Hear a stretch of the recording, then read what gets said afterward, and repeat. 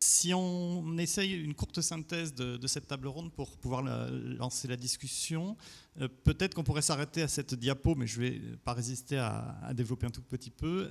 C'est cette idée de dire la technologie ne fait pas tout. Et en fait, on a vu étape par étape, au fil des interventions, tous les enjeux de gouvernance, de management qui entraient en scène et qui étaient finalement peut-être même plus importants que la technologie. Et il en est de même sur l'IA, l'IA qui aujourd'hui fascine tant et qui finalement n'est qu'une énième mutation des systèmes d'information et sur laquelle il y a bien sûr à faire.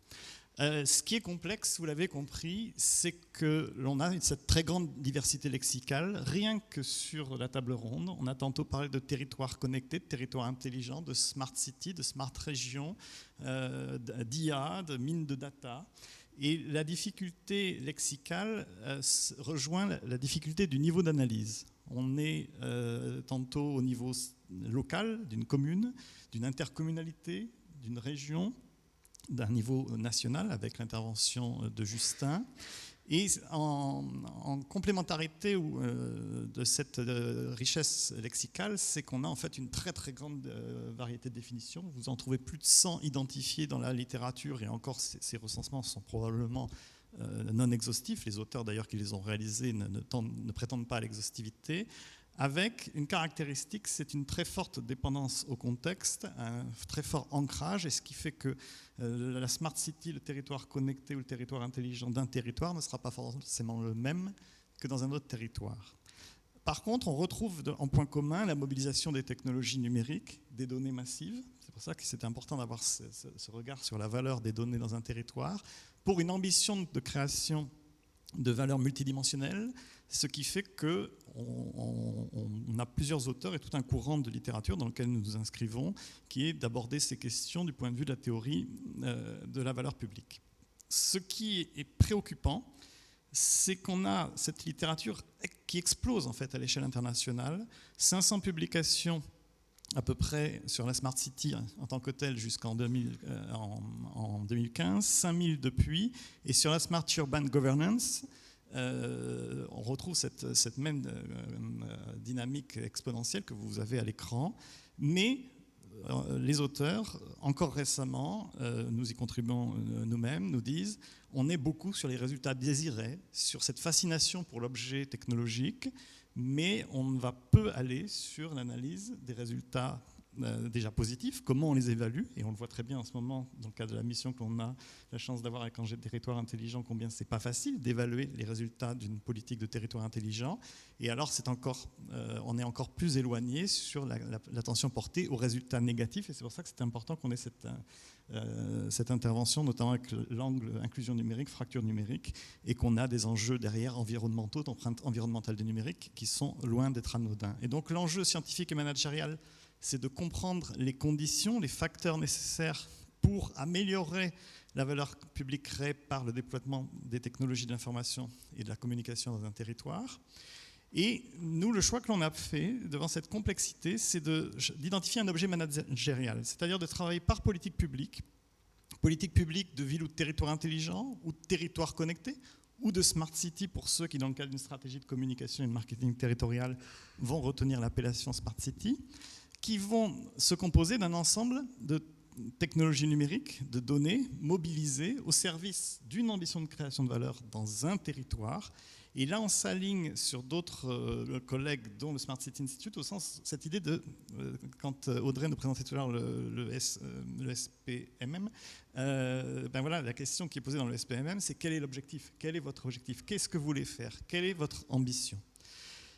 La deuxième chose que l'on a observée, c'est l'importance de trouver un équilibre en ce qu'on appelle, sur la base des travaux qui ont été faits en gouvernance publique locale, les dimensions de proactivité et d'ouverture. La dimension proactivité va plutôt concerner le leadership des politiques, des administratifs, des mécanismes institutionnels différents des mécanismes classiques, le conseil municipal ou le conseil communautaire, avec une initiative dans la mise en relation des différents acteurs, là où l'ouverture va désigner toute cette dynamique d'écosystème que l'on a partagée dans la journée.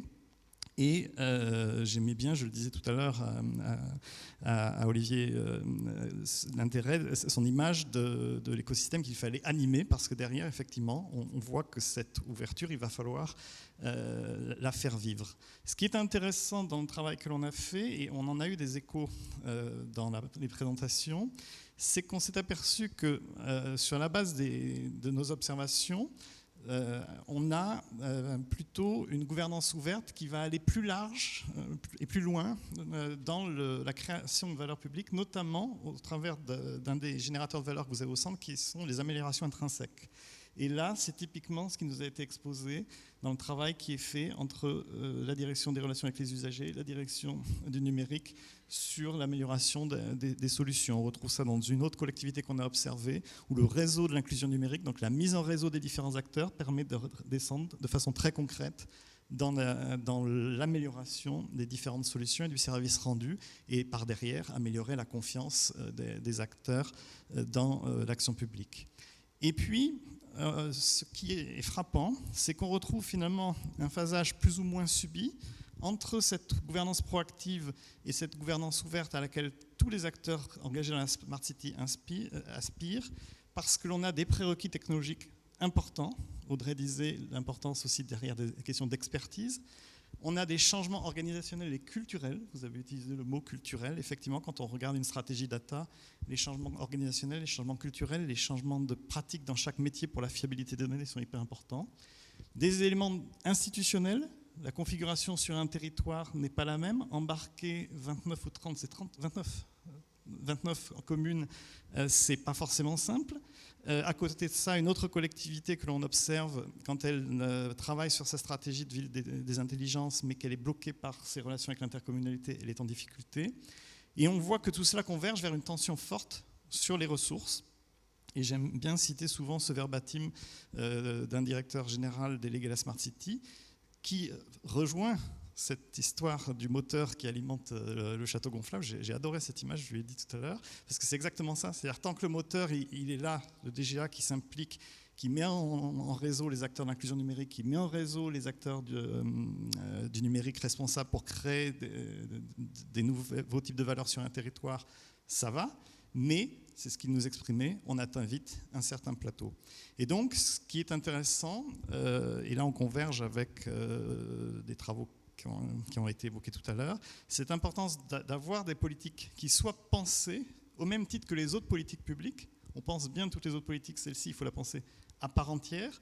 Se poser la question des objectifs, des ressources, de qui prend le lead aussi sur un territoire, trouver la bonne articulation entre les deux dimensions de gouvernance, c'est-à-dire penser à mobiliser les ressources.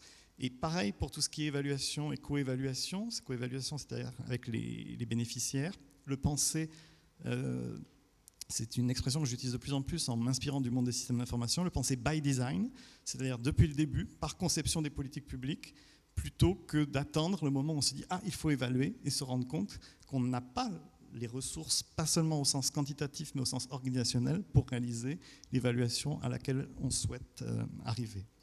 Voilà en quelques mots pour synthétiser les enjeux qu'on identifie aujourd'hui dans la littérature académique, en précisant vraiment, et c'était le sens de vous proposer des interventions avec un regard depuis la Belgique et depuis le Québec, que c'est un sujet qui est d'envergure internationale. Alors, merci à nos intervenants et peut-être y aura-t-il des questions.